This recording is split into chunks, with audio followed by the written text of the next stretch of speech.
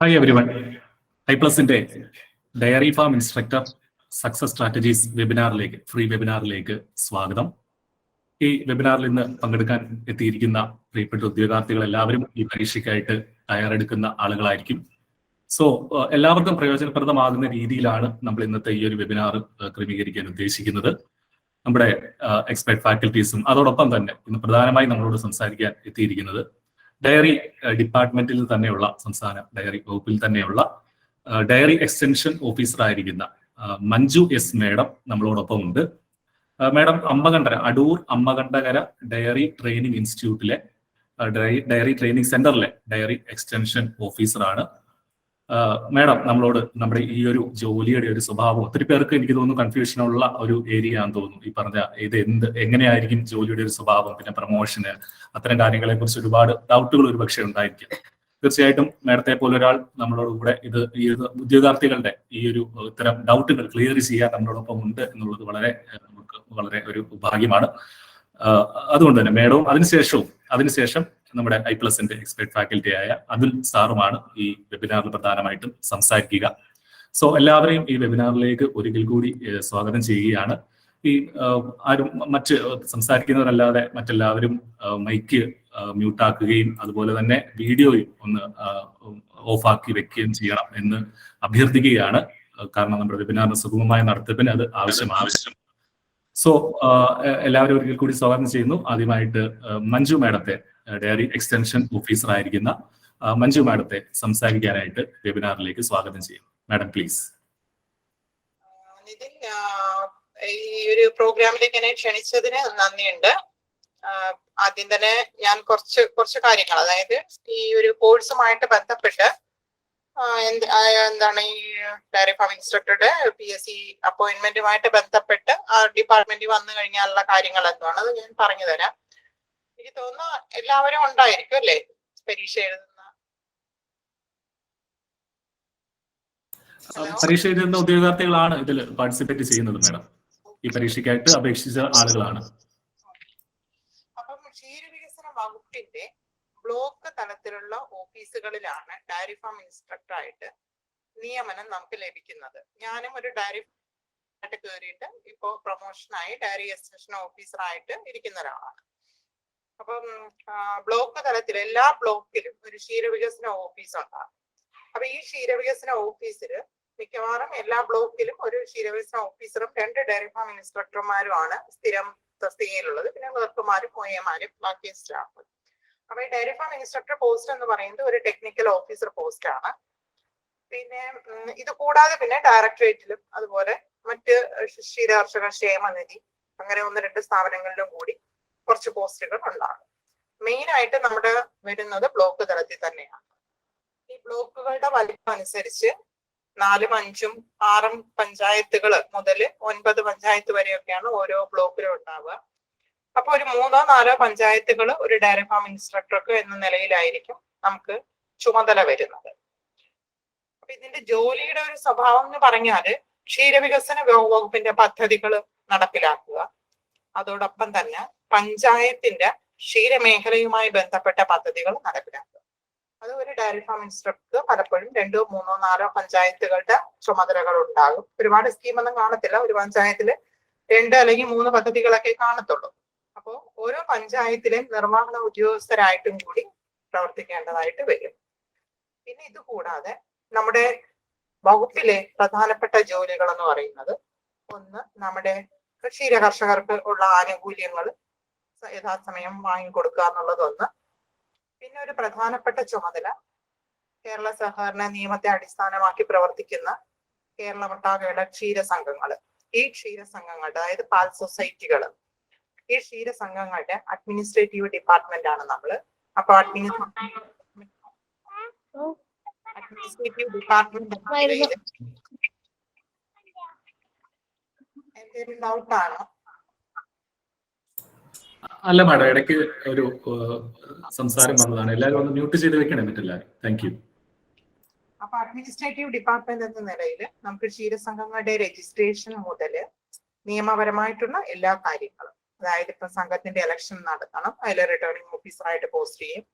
സംഘത്തിന്റെ arbitration ARC എന്ന് പറയും. ആർബിട്രേഷൻ കേസ് നടത്തുമ്പോൾ അവിടെ നമ്മളൊരു കോടതിയാണ്, ജഡ്ജിയാണ്, ആ രീതിയിൽ പ്രവർത്തിക്കേണ്ടി വരും. നിയമപരമായിട്ട് ചെയ്യേണ്ടുന്ന സംഘവുമായി ബന്ധപ്പെട്ട ഒട്ടുമിക്ക ജോലികളും നമുക്ക് വരും. എന്ന് പറഞ്ഞാൽ 69 കേരള സാധാരണ നിയമത്തിലെ ആക്ടും റൂളും എല്ലാം പഠിച്ച് അതിനനുസരിച്ച് നമ്മൾ പ്രവർത്തിക്കേണ്ടതായിട്ടുണ്ട്. പിന്നെ ഉള്ള ജോലികൾ എന്ന് പറയുന്നത് പ്രധാനപ്പെട്ട ഒരു ജോലി ക്ഷീരസംഘങ്ങളുടെ അഡ്മിനിസ്ട്രേഷന്റെ ഭാഗമായിട്ട് അവരുടെ അക്കൗണ്ടിങ്, ക്ഷീരസംഘങ്ങളുടെ കണക്കുകൾ നമ്മൾ യഥാസമയം പരിശോധിക്കണം. അതിന് നമുക്ക് ടാർജറ്റ് ഒക്കെ ഉണ്ടാകും.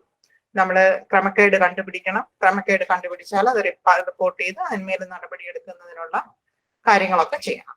അപ്പൊ ഇതാണ് ചുരുക്കി പറഞ്ഞാൽ നമുക്ക് ഉണ്ടാവുള്ളൂ ജോലികൾ. ഇത്രയൊക്കെയാണ് വരുന്നത്. പിന്നെ അത് കൂടാതെ മറ്റ് ആത്മ പോലുള്ള മറ്റിതര ഏജൻസികള് ക്ഷീരകർഷകർക്കായിട്ട് നൽകുന്ന പദ്ധതികൾ നിർവഹിക്കുന്നതിന് എന്നുള്ളതാണ്. അപ്പോ അത്രയൊക്കെയാണ് ഒരു ജോലിയുടെ സ്വഭാവം. പിന്നെ ഈ ടെസ്റ്റ് എഴുതുന്നത് ഡിഗ്രി അല്ലെങ്കിൽ +2 സയൻസും ഡിഗ്രിയും ഉള്ള ക്വാളിഫിക്കേഷനുള്ള ആൾക്കാർക്കെല്ലാം എഴുതാൻ പറ്റുന്ന ഒരു ടെസ്റ്റാണ്. പക്ഷെ അപ്പോഴും നിങ്ങൾ ഓർക്കേണ്ടുന്നത് ഇതോടൊപ്പം തന്നെ ബിടെക് കഴിഞ്ഞവരും അതുപോലെ ഡയറി ഡിപ്ലോമയൊക്കെ പാസ്സായവരും ഒക്കെ ഈ ടെസ്റ്റ് എഴുതുന്നുണ്ടാവും. കോമ്പീറ്റന്റ് ആയിട്ട് നമ്മൾ പഠിക്കേണ്ട ഒരു ആവശ്യമുണ്ട്. അതിൽ അവരോടൊക്കെ കോമ്പീറ്റ് ചെയ്ത് റാങ്കിൽ മുൻനിരയിൽ എത്തണം.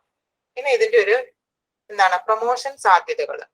പ്രൊമോഷൻ സാധ്യത എന്ന് പറഞ്ഞാൽ നമുക്കിപ്പോ 1:1 എന്ന് പറയുന്ന ഒരു അനുപാതത്തിലാണ് നിലവില് നമുക്ക് പ്രൊമോഷൻ തരുന്നത്. അതായത് ബിടെക് ഡയറി സയൻസ് കഴിഞ്ഞ് നേരിട്ട് കയറുന്ന ഡയറി അസിസ്റ്റന്റ് ഓഫീസേഴ്സ് ഉണ്ട്.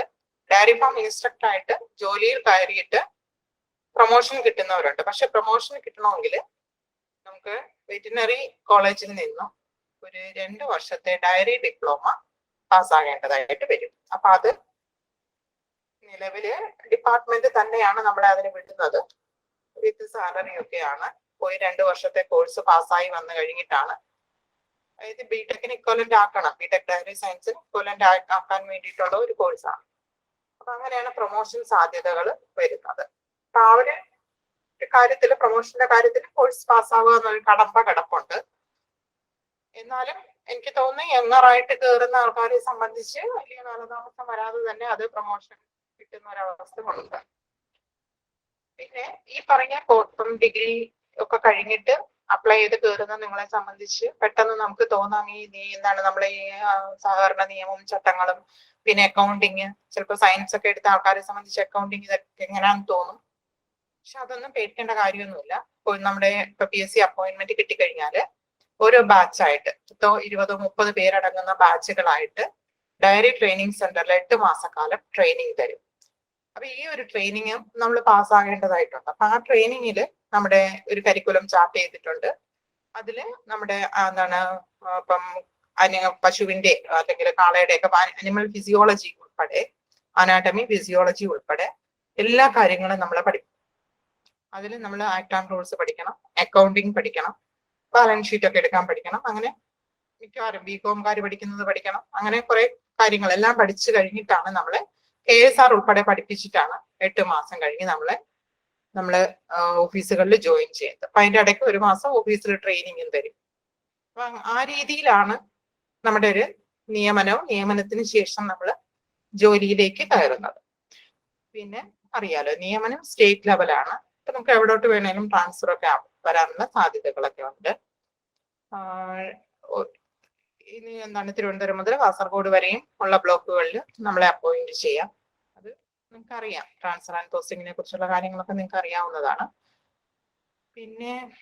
പിന്നെന്താ ആർക്കെങ്കിലും ഇത് സംബന്ധിച്ചിട്ട് ഇത്രയൊക്കെയാണ് നമ്മുടെ ഒരു, എനിക്ക് തോന്നുന്നു നിതിൻ എന്നോട് പറഞ്ഞതനുസരിച്ചുള്ള കാര്യങ്ങൾ വന്നു എന്ന് എനിക്ക് തോന്നുന്നു.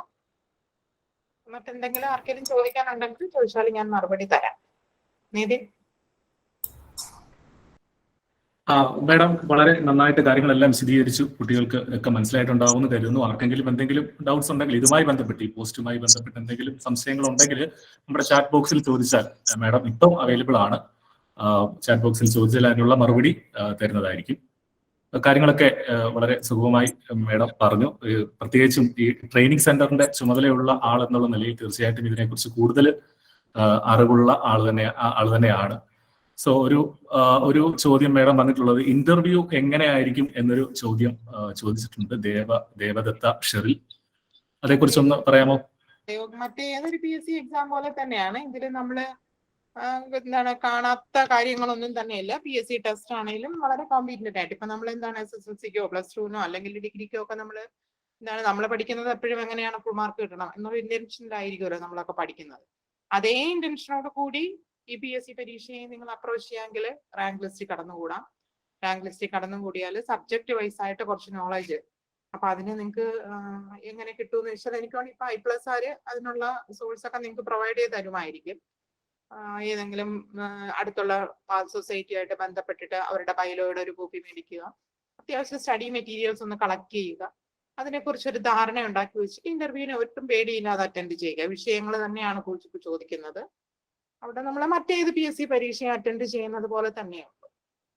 പിന്നെ നിങ്ങളോട് പറയാനുള്ള ഒരു ചെറിയൊരു അഡ്വൈസ് എന്താന്ന് വെച്ചാൽ, എന്തായാലും നിങ്ങൾ ഈ കോഴ്സിന് വേണ്ടി പഠിക്കുന്നുണ്ട്, വളരെ സിൻസിയർ ആയിട്ട് വളരെ ആത്മാർത്ഥമായിട്ട് 100% മാർക്ക് സ്കോർ ചെയ്യണം എന്ന ലക്ഷ്യത്തോടു കൂടി നിങ്ങൾ പഠിച്ചാല് ഒരുപക്ഷെ ഈ റാങ്ക് ലിസ്റ്റ് മാത്രമായിരിക്കത്തില്ല, ഇതോടനുബന്ധിച്ച് എഴുതുന്ന PSC ടെസ്റ്റുകളിലെല്ലാം കടന്നുകൂടാൻ പറ്റും. ഞങ്ങളുടെയൊക്കെ ഒരു ഹിസ്റ്ററി അങ്ങനെയാണ്. ആ ഒരു സമയത്ത് നമ്മൾ കുറേയേറെ റാങ്ക് ലിസ്റ്റുകളിൽ പെടും ആത്മാർത്ഥമായി പഠിക്കുന്ന ഒരു സമയത്ത്. പിന്നെ നമ്മളിപ്പോൾ ഡിപ്പാർട്ട്മെന്റ് കയറിയിട്ട് പിന്നെ പഠിക്കാം എന്നൊന്നും വിചാരിച്ചിട്ട്, അല്ലെങ്കിൽ ഒരു ജോലി കിട്ടിക്കഴിഞ്ഞിട്ട് മറ്റൊരു നല്ല ജോലിക്ക് ശ്രമിക്കാമെന്ന് വിചാരിച്ചാൽ പലപ്പോഴും നടക്കണമെന്നില്ല. കാരണം ഓരോ ഡിപ്പാർട്ട്മെന്റിലും ഓരോ ജോലിക്കും അതിൻ്റെതായ ജോലിഭാരം ഉണ്ടാവും. പിന്നെ നമുക്ക് ചിലപ്പോൾ അതുപോലെ പഠിക്കാനുള്ള ഒരു സാഹചര്യം ഉണ്ടായി എന്നിരിക്കത്തില്ല. അപ്പൊ ഇപ്പോൾ മാക്സിമം പ്രയോജനപ്പെടുത്തുക എന്നുള്ളതാണ്. ഇന്റർവ്യൂവിനൊന്നും വളഞ്ഞ വഴികളൊന്നും ഇല്ല. അവിടെയൊന്നും അങ്ങനെ പേടിക്കുകയൊന്നും വേണ്ട. കറക്റ്റ് നമ്മുടെ റിട്ടേൺ ടെസ്റ്റിന്റെ മാർക്ക് പ്ലസ് ഇന്റർവ്യൂവിന് നമ്മൾ സ്കോർ ചെയ്യുന്ന മാർക്ക് നന്നായിട്ട് പെർഫോം ചെയ്യുക, അതേ ഉള്ളൂ. അതൊക്കെ എനിക്ക് തോന്നുന്നു iPlus പറഞ്ഞു തരുമായിരിക്കും ഇല്ലേ നിതിൻ? ഓക്കെ മാഡം, വളരെ വിശദമായിട്ട് അതിനുള്ള മറുപടി കൊടുത്തു. ഈ സാലറിയെ കുറിച്ചും മറ്റ് സിലബസിനെ കുറിച്ചും ഒക്കെ നമ്മുടെ എക്സ്പേർട്ട് ഫാക്കൽറ്റി പറയുന്നുണ്ട്, അതിനെ കുറിച്ചൊക്കെ ഡൗട്ട്സ് വന്നിരുന്നു. മാഡം, ഒരു സംശയം കൂടെ ഇതിനകത്തുള്ളത്, 8 മാസത്തെ ട്രെയിനിങ്ങിൽ ഈ സാലറി ലഭിക്കുമോ എന്ന് ഉദ്യോഗാർത്ഥികൾ ചോദിക്കുന്നുണ്ട്. അതെങ്ങനെയായിരിക്കും? ഇപ്പൊ ഒരു ട്രെയിനിങ് പീരീഡിൽ ഒരു 500 രൂപ തന്നാണ് ഞങ്ങളൊക്കെ ട്രെയിനിങ് കിട്ടത്. പക്ഷെ അതിനുശേഷം കയറിയ ബാച്ചിന് നമ്മൾ ബേസിക് പേ കിട്ടുന്ന രീതിയിൽ ആക്കിയിട്ടുണ്ട്. ഒട്ടും തരക്കേടില്ലാത്ത അറിയാമല്ലോ, നിങ്ങളുടെ സ്കെയിൽ ഓഫ് പേ അറിയാമല്ലോ. അപ്പൊ അതിന്റെ ബേസിക് പേ നിങ്ങൾക്ക് ഫുൾ എമൗണ്ട് കിട്ടും. അതിലൊന്നും ഇപ്പം ബുദ്ധിമുട്ടൊന്നുമില്ല, അത് മാറിയിട്ടുണ്ട്. പിന്നെ ട്രെയിനിങ് സെന്ററുകളിലാണെങ്കിലും അത്യാവശ്യം ചിലയിടത്തൊക്കെ ഹോസ്റ്റൽ സൗകര്യം ഓൾറെഡി ഉള്ള ഡോർമെറ്ററി സൗകര്യമൊക്കെ ഉള്ള ട്രെയിനിങ് സെന്ററുകളുണ്ട്. അതല്ലെങ്കിൽ അടുത്ത ലേഡീസ് ഹോസ്റ്റലുകളും അതുപോലെ ജെന്റ്സ് ഹോസ്റ്റലുകളും ഒക്കെ അവൈലബിൾ ആണ്. മിക്കവാറും എല്ലായിടത്തും എനിക്ക് തോന്നുന്ന ഡോർമെറ്ററി ഉണ്ട്. ആ ഒരു ബുദ്ധിമുട്ടുണ്ടാവില്ല. ട്രെയിനിങ് സമയത്ത് അങ്ങനെ വലിയ പ്രശ്നങ്ങളൊന്നുമില്ല. Okay madam, thank you. ഒരു സംശയം കൂടെ അതിനകത്ത്, ഈ MSc food technology and quality assurance പഠിച്ചിറങ്ങിയിട്ട് ഇതിൽ ജോലി കിട്ടുമ്പോൾ അതിന് പ്രൊമോഷൻ കിട്ടുമെന്നാണ് ഡൗട്ട്. അങ്ങനെ എന്തെങ്കിലും കോഴ്സ് പഠിച്ചതുമായി ബന്ധപ്പെട്ട് പ്രൊമോഷൻ സാധ്യതകൾ എന്തെങ്കിലും മാറ്റമുണ്ടോ, അതോ ഇത് കയറുന്ന എല്ലാവർക്കും ഒരേ സാധ്യതകളാണോ? ബിടെക് ഇൻ ഡയറി സയൻസും ഡിപ്ലോമ ഇൻ ഡയറി സയൻസും പഠിച്ചിട്ടുണ്ടെങ്കിൽ മാത്രമേ സാധ്യതയുള്ളൂ. ബിടെക് ഡയറി സയൻസുകാർക്കും ഡിപ്ലോമ ഇൻ ഡയറി സയൻസ് ആണ് അവിടെ വേണ്ടുന്നത്. Okay thank you madam. Almost എല്ലാ കാര്യങ്ങളും വളരെ നന്നായിട്ട് മാഡം എക്സ്പ്ലെയിൻ ചെയ്തു. ബാക്കിയുള്ള ഡൗട്ട്സ് ഒക്കെ നമ്മുടെ എക്സ്പെർട്ട് ഫാക്കൽറ്റിയായ അതുൽ സാറ് നമ്മളോട് എക്സ്പ്ലെയിൻ ചെയ്യുന്നതായിരിക്കും. മാഡം, ഇത്രയും വിശദമായിട്ട് ഞങ്ങളോട് സംസാരിച്ചതിനും വളരെ മോട്ടിവേഷൻ നൽകി വിദ്യാർത്ഥികളെ എല്ലാം നന്നായി പഠിക്കാനായിട്ട് പ്രേരിപ്പിച്ച് സംസാരിച്ച നല്ലൊരു സ്പീച്ചായിരുന്നു. മാഡത്തോടുള്ള എല്ലാ നന്ദിയും iPlusന്റെ പേരിലും ഈ വന്നിരിക്കുന്ന ഉദ്യോഗാർത്ഥികളുടെ പേരിലും രേഖപ്പെടുത്തുകയാണ്. താങ്ക് യു മാഡം, വളരെ നന്ദി. വീണ്ടും ഞങ്ങളോടൊപ്പം കാണാൻ ഞങ്ങൾ ആഗ്രഹിക്കുന്നു. Thank you. അടുത്തതായിട്ട് വീണ്ടും എനിക്ക് തോന്നുന്നു ഡൗട്ട്സ് വരുന്നുണ്ട്. അത് നിതിൻ എനിക്ക് ഡൗട്ട്സ് ഇട്ട് തരുവാണെങ്കിൽ ഞാനങ്ങ് ആൻസർ തന്നോളാം. നിങ്ങളുടെ മറ്റ് വൈകണ്ട. Okay madam, thank you. അങ്ങനെ ചെയ്യാം. ഓക്കെ. അടുത്തതായിട്ട് നമ്മളോട് സംസാരിക്കാൻ ഉള്ളത് നമ്മുടെ iPlusന്റെ എക്സ്പെർട്ട് ഫാക്കൽറ്റി ആയ അതുൽ സാറാണ്. സാറ് ഇതുമായി ബന്ധപ്പെട്ട ഈ എങ്ങനെ പഠിക്കണം, എന്തൊക്കെ പഠിച്ചു തുടങ്ങണം, സിലബസ് തുടങ്ങിയ കാര്യങ്ങളെ കുറിച്ചൊക്കെ കൂടുതൽ കാര്യങ്ങൾ സാറ് സംസാരിക്കും. അതുൽ സാറിനെ വെബിനാറിൽ സംസാരിക്കാനായിട്ട് സ്വാഗതം ചെയ്യും. ഇതിന് ഞാനൊന്ന് ഔട്ട് ആയിക്കോട്ടെ? Okay madam, thank U. Okay, thank U. ശരി.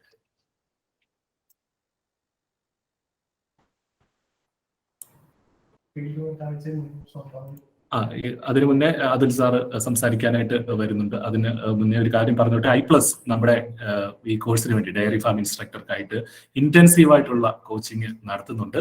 വളരെ അഫോർഡബിൾ ആയിട്ടുള്ള ഒരു ഫീ ആണ് നമുക്കുള്ളത്. ഈ വെബിനാറിൽ പങ്കെടുക്കുന്നവർക്കായിട്ട് മാത്രം നമ്മളൊരു സ്പെഷ്യൽ ഓഫർ ഇപ്പോൾ മുന്നോട്ട് വെച്ചിട്ടുണ്ട്. ഒരു കൂപ്പൺ കോഡ് ഇതിനായിട്ട് ക്രിയേറ്റ് ചെയ്തിട്ടുണ്ട്. നമ്മുടെ ചാറ്റ് ബോക്സിൽ നോക്കിയാൽ നിങ്ങൾ കാണാം. അടുത്ത 3 ദിവസത്തേക്ക് ആ കൂപ്പൺ കോഡ് വാലിഡിറ്റി ഉണ്ടായിരിക്കുന്നതാണ്. സോ ഈ പറഞ്ഞതുപോലെ എല്ലാ കാര്യങ്ങളും, എല്ലാ സിലബസ് ഒക്കെ കൃത്യമായിട്ട് പിന്തുടർന്ന് തന്നെയാണ് നമ്മുടെ ക്ലാസ്സുകൾ മുന്നോട്ട് പോവുക. മോട്ടിവേഷനും ഗൈഡൻസും ഒക്കെ അതിനോടൊപ്പം ഉണ്ടാവും. മോക്ക് ടെസ്റ്റുകളും അസസ്മെന്റ് ടെസ്റ്റുകളും ഡൗട്ട്സ് ക്ലിയർ ചെയ്യാനുള്ള സൗകര്യം ഒക്കെ നമ്മുടെ കോഴ്സിൽ ഉണ്ടാവും. സോ ഈ കൂപ്പൺ കോഡ് പരമാവധി പേർ പ്രയോജനപ്പെടുത്തണമെന്ന് അഭ്യർത്ഥിക്കുകയാണ്. അതുൽ സാറിനെ സംസാരിക്കാനായിട്ട് ഒരിക്കൽ കൂടി ക്ഷണിക്കും. Thank you. എല്ലാവർക്കും നമസ്കാരം. അപ്പോൾ നമുക്ക് മാഡം ഒത്തിരി കാര്യങ്ങൾ നമുക്ക് പറഞ്ഞു തന്നു. അപ്പൊ എന്തായാലും നമ്മുടെയൊക്കെ ഒരു വലിയ ഭാഗ്യമാണ് ഇതിൽ വർക്ക് ചെയ്യുന്ന ഇത്രയും വർഷം സർവീസ് ഉള്ള ഒരാളുടെ അടുത്ത് നിന്ന് തന്നെ നമുക്ക് ഒരുപാട് കാര്യങ്ങൾ മനസ്സിലാക്കാൻ പറ്റിയത്. അപ്പൊ നമ്മൾ ഓൾറെഡി കുറച്ച് കാര്യങ്ങൾ കളക്ട് ചെയ്തിരുന്നു. നമ്മുടെ ക്ഷീരവികസന വകുപ്പിന്റെ വെബ്സൈറ്റിൽ നിന്നുള്ള കാര്യങ്ങളും ഡീറ്റെയിൽസും ഒക്കെ നമ്മൾ കളക്ട് ചെയ്തിരുന്നു. പക്ഷെ മാഡം എല്ലാം വളരെ വ്യക്തമായിട്ട് കുറെ കൂടി ഭംഗിയായിട്ട് നമുക്ക് എന്തായാലും പറഞ്ഞു തന്നിട്ടുണ്ട്. അപ്പൊ നമുക്ക് ഇനി നോക്കേണ്ട കാര്യങ്ങൾ, കുറച്ച് ഡൗട്ടുകൾ ആളുകൾ ചോദിച്ചിരുന്നു, ആ കാര്യങ്ങൾ നമുക്ക് നോക്കണം, അങ്ങനെയുള്ള കാര്യങ്ങളൊക്കെ. അപ്പോ മാഡം പറഞ്ഞതാണ് ആരാണ് ഡയറി ഫാം ഇൻസ്ട്രക്ടർ എന്നൊക്കെ. വകുപ്പിന്റെ പഞ്ചായത്ത് തലത്തിലും ക്ഷീര സംഘങ്ങളിലുള്ള പ്രവർത്തനങ്ങൾ ഏകീകരിക്കുന്ന ഉദ്യോഗസ്ഥരെയാണ് നമ്മൾ ഈ പറയുന്ന ഡയറി ഫാം ഇൻസ്ട്രക്ടർ എന്ന് പറയുന്നത്. ഓക്കെ, അപ്പോ എന്തൊക്കെയാണ് ചുമതലകളെന്നും മാഡം പറഞ്ഞു. നമുക്ക് ജസ്റ്റ് ഒന്ന് പറഞ്ഞു പോകാം. ഇവരുടെ വെബ്സൈറ്റിൽ ഉള്ള കാര്യങ്ങളാണ് ഇത്. ഡയറി അപ്പോ ക്ഷീര മേഖലയുടെ സമഗ്രമായ ഉന്നമനം ഉറപ്പാക്കുന്ന പ്രവർത്തനങ്ങൾ സംഘടിപ്പിക്കുക. അതുപോലെ ക്ഷീരമേഖലയിലെ ദൈനംദിനമുള്ള ലാഭം പരമാവധിയാക്കുന്നതിനുള്ള നടപടികൾ സ്വീകരിക്കുക. ക്ഷീര കർഷകരുടെ സാമൂഹിക സാമ്പത്തിക സ്ഥിരത ഉറപ്പുവരുത്തുക. ക്ഷീര കർഷകർക്ക് മികച്ച വില ലഭിക്കുന്നതിന് തുല്യമായ മെച്ചപ്പെടുത്തിയുള്ള മാർക്കറ്റിംഗ് ഒക്കെ ചെയ്യുക. ഈ മാർക്കറ്റിംഗ് എന്നൊക്കെ പറയുമ്പോൾ നമ്മൾ അല്ലാതെ കാണുന്ന ഈ സ്ഥാപനങ്ങളുടെ മാർക്കറ്റിംഗ് പോലെയല്ല, നമ്മൾ ഈ സഹകരണ സംഘങ്ങളുമായിട്ട് പ്രവർത്തിക്കുക. അതായത് അവർക്ക് അഡ്വൈസുകൾ നൽകുക എന്നതാണ് കേട്ടോ ഉദ്ദേശിക്കുന്നത്. ഓക്കെ, അതുപോലെ ഈ ക്ഷീരമേഖലയിലെ ഫലപ്രദമായ ഉത്പാദനത്തിനുള്ള കണ്ടുപിടുത്തങ്ങൾക്ക്, ഗവേഷണങ്ങൾക്ക്, വികസനത്തിനുള്ള ധനവിനിയോഗം. അതായത് നമ്മുടെ പാൽ സൊസൈറ്റികളിലൊക്കെ ഒരുപാട് ഫണ്ടൊക്കെ വരും. ആ ഫണ്ടൊക്കെ വിനിയോഗിക്കേണ്ട കാര്യങ്ങളൊക്കെ ചെയ്യുന്നത് ഈ ഡയറി ഫാം ഇൻസ്ട്രക്ടേഴ്സും എക്സ്റ്റൻഷൻ ഓഫീസറുമാണ്. അതുപോലെ കർഷകരുടെ വാതിൽപ്പടിയിൽ മികച്ച സേവനങ്ങൾ നൽകുക, ഫലപ്രദമായ വിപുലീകരണ പ്രവർത്തനങ്ങൾ ചെയ്യുക, ക്ഷീര സംഘങ്ങളിലെ പാൽ ശേഖരണവും വില നിർണയ സംവിധാനങ്ങളും സ്വപ്രേരിതമാക്കുക.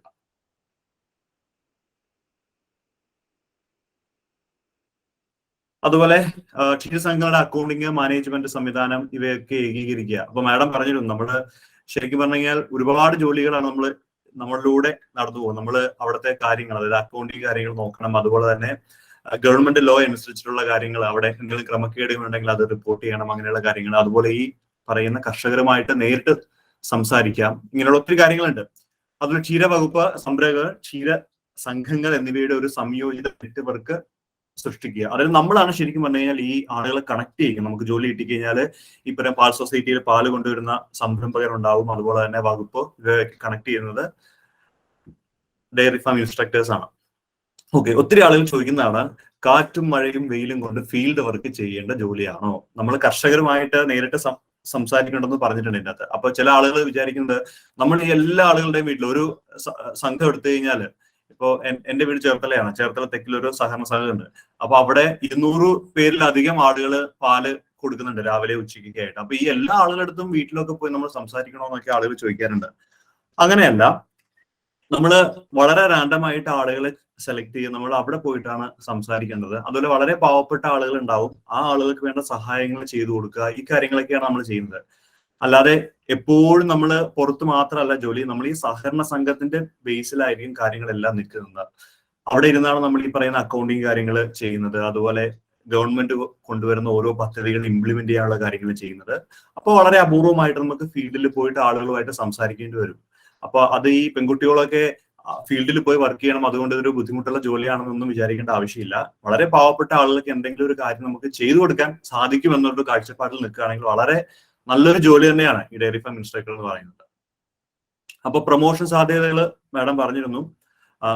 ഡയറി എക്സ്റ്റൻഷൻ ഓഫീസർ ആയിട്ടാണ് നമുക്ക് കിട്ടുന്നത്. ഏകദേശം ഒരു 7-8 വർഷങ്ങൾ കഴിയാൻ നേരത്ത് 2 വർഷത്തെ കോഴ്സ് ചെയ്യുകയാണെങ്കിൽ നമുക്ക് നേരെ പ്രൊമോഷൻ സാധ്യതയാണ്. അതായത് നിങ്ങൾ ഈ കയറുന്ന പോസ്റ്റിൽ നിന്ന് ഡയറക്റ്റ് നിങ്ങൾ ചെല്ലുന്നത് ഗസറ്റഡ് റാങ്കിലുള്ളതാണ്. അതായത് ഡയറി ഫാം ഇൻസ്ട്രക്ടറും അതുപോലെ തന്നെ ഈ ഓഫീസറും ചെയ്യുന്നതൊക്കെ ഒരേ ഡ്യൂട്ടി തന്നെയാണ്. പക്ഷെ പച്ച മഷി കൊണ്ട് സൈൻ ചെയ്യാനുള്ള ഗസറ്റഡ് എന്നൊരു പവർ നമുക്ക് പ്രൊമോഷൻ സാധ്യതയിലൂടെ ലഭ്യമാവുന്നതാണ് ഓഫീസറായി നമ്മൾ പിന്നീട്. ഓക്കെ, ഇനി ശമ്പളത്തെ കുറിച്ച് ഒരുപാട് ആളുകൾ സംശയം ചോദിച്ചിരുന്നു. ഈ ഭയങ്കര രസമാട്ടോ. ശരിക്കും പറഞ്ഞു കഴിഞ്ഞാൽ UD ക്ലർക്കിന്റെ ശമ്പളമാണ് തുടക്കക്കാർക്ക് കിട്ടുന്നത്. നിങ്ങളൊന്ന് ആലോചിച്ച് നോക്കി, നമ്മുടെ നാട്ടിൽ ഇപ്പൊ എത്രയോ ആളുകൾ ഒരു LGS കിട്ടാൻ വേണ്ടിയിട്ട് ലക്ഷക്കണക്കിന് ആളുകൾ ട്രൈ ചെയ്യുന്നുണ്ട്. അതുപോലെ ഒരു LD എങ്കിലും ആയാൽ മതി എന്ന് പറഞ്ഞ ഒത്തിരി ആളുകൾ വർക്ക് ചെയ്യുന്നുണ്ട്. അവിടെയുള്ള കോമ്പറ്റീഷൻ ഭയങ്കര, വേക്കൻസി ഒക്കെ നമ്മൾ പുറകെ പറയുന്നുണ്ട് കേട്ടോ അനീഷ്. അപ്പോ ശരിക്കും പറഞ്ഞു കഴിഞ്ഞാല് ഭയങ്കര കോമ്പറ്റീഷൻ ആണ് ഈ ജനറൽ PSCയിൽ കിടന്ന് വർക്ക് ചെയ്യുമ്പോഴത്തേക്ക്. കാരണം അത്രത്തോളം ആളുകൾ ഇങ്ങനെ വർഷങ്ങളായിട്ട് ഇതിങ്ങനെ റിപ്പീറ്റ് ചെയ്ത് പഠിച്ചുകൊണ്ടിരിക്കുക. പക്ഷെ കയറുന്ന എവിടെയാ? ഒന്നെങ്കിൽ ഒരു LGS, ഡിഗ്രി ഉള്ളവരാണെങ്കിൽ ഒരു LD ആയിട്ട് കയറിയിട്ട് പിന്നെ അവിടെ നിന്ന് കുറെ നാൾ വർക്ക് ചെയ്തിട്ടാണ് അടുത്ത കാര്യത്തിലേക്ക് പോകുന്നത്, അതായത് UD ആയിട്ട് മാറുന്നത്. അപ്പോഴാണ് ഈ പറയുന്ന ബേസിക് പേ 35,600 to 75,400 എന്ന ബേസിക് പേയിലേക്ക് അവർ മാറുന്നത്. അപ്പൊ ശരിക്കും പറഞ്ഞു കഴിഞ്ഞാൽ നിങ്ങൾക്ക് ഈ ജോലി കിട്ടുകയാണെങ്കിൽ, ഈ ഡയറി ഫാം ഇൻസ്ട്രക്ടർ ആയിട്ട് ജോലി കിട്ടുകയാണെങ്കിൽ തുടക്ക ശമ്പളം എന്ന് പറയുന്നത് 35,600 to 75,400 എന്ന് പറയുന്ന ബേസിക് പേയിലായിരിക്കും. ദാറ്റ് മീൻസ് UD ക്ലർക്കിന്റെ ശമ്പളം നിങ്ങൾക്ക് കിട്ടും. അപ്പൊ നിങ്ങളുടെ ഒരു സുഹൃത്ത് LD ആയിട്ട് കയറി 5-8 വർഷം കഴിഞ്ഞ് UD ആവുകയാണെങ്കിൽ ഈ ശമ്പളം കിട്ടും. പക്ഷെ നിങ്ങൾ ഇപ്പോ കഷ്ടപ്പെട്ട് ഒരു 4-5 മാസം കഷ്ടപ്പെട്ട് പഠിക്കുകയാണെങ്കിൽ നിങ്ങൾക്ക് ഇപ്പൊ തന്നെ ആ UDയുടെ സാലറി മേടിച്ചു തുടങ്ങാന്നുള്ളതാണ്. ഓക്കെ, അതാണ് നമ്മുടെ സാലറിയെ സംബന്ധിച്ചുള്ള കാര്യങ്ങൾ. ഇനി നമുക്ക് ആ നോട്ടിഫിക്കേഷന്റെ കാര്യങ്ങളിലേക്ക് പോകാം. Okay, notification. അപ്പൊ അതൊക്കെ പറഞ്ഞിട്ട് നമുക്ക് പതുക്കെ എത്ര കഴിഞ്ഞ PSC ലിസ്റ്റിൽ നിന്ന് എത്ര അഡ്വൈസുകൾ പോയി എന്നുള്ള കാര്യങ്ങളൊക്കെ നമുക്ക് പറയാം. ഓക്കെ, അപ്പോ നോട്ടിഫിക്കേഷൻ കാറ്റഗറി നമ്പർ 691 2022 ആണ്. കേരള ഡയറി ഡെവലപ്മെന്റ് ആണ് department. Name of the post dairy farm instructor ആണ്. ദെൻ സ്കെയിൽ ഓഫ് പേ നമ്മൾ ഓൾറെഡി പറഞ്ഞു കഴിഞ്ഞു. ഈ നമ്പർ ഓഫ് വേക്കൻസീസ് എന്ന് പറയുന്നത് പ്രതീക്ഷിത ഒഴിവുകളാണ്. ഇത്ര ഒഴിവുകൾ ഇപ്പൊ നമ്മൾ സാധാരണ നോട്ടിഫിക്കേഷൻ വരുമ്പോൾ 1, 2, 3 എന്നൊക്കെ പറഞ്ഞിട്ട് ഉണ്ടാവുള്ളൂ. പക്ഷെ ഇത് അങ്ങനെയല്ല, പ്രതീക്ഷിത ഒഴിവുകളാണ്. എത്ര വേണമെങ്കിലും വരാം. നമ്മൾ പുറകെ പറയുന്നുണ്ട് ആ കാര്യങ്ങൾ എത്ര വരുന്നുണ്ട്.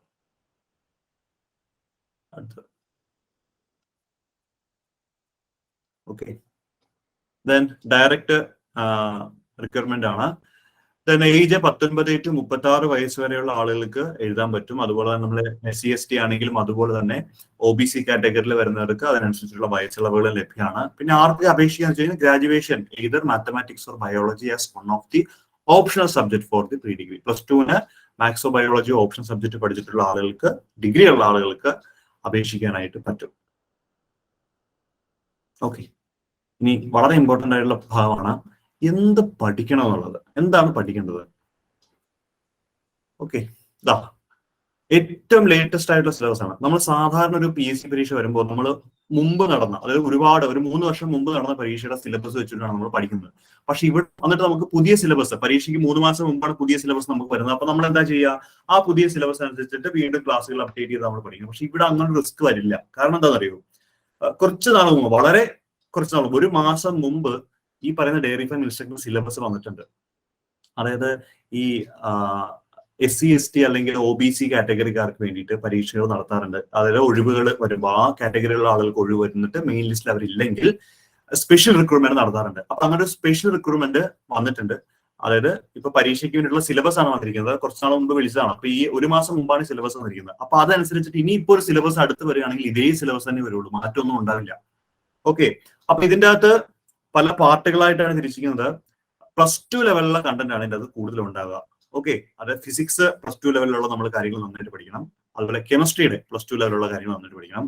ബയോളജി, ബോട്ടണി ഉണ്ട്, സുവോളജി ഉണ്ട്, അത് നമ്മൾ +2 ലെവലിലുള്ള കണ്ടന്റ് പഠിക്കണം. അതുപോലെ തന്നെ മാത്തമാറ്റിക്സ് +2 ലെവലിലുള്ള മാത്സ് നമ്മൾ പഠിക്കണം.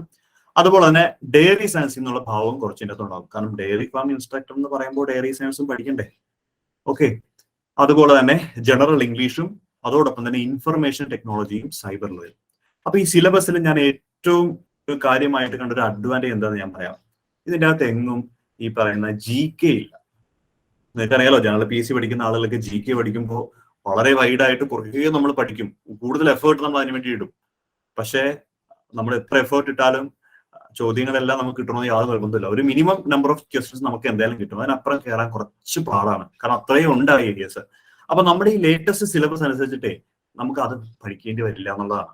ഓക്കെ, അതിൻ്റെ അകത്ത് ഇല്ല എന്തായാലും.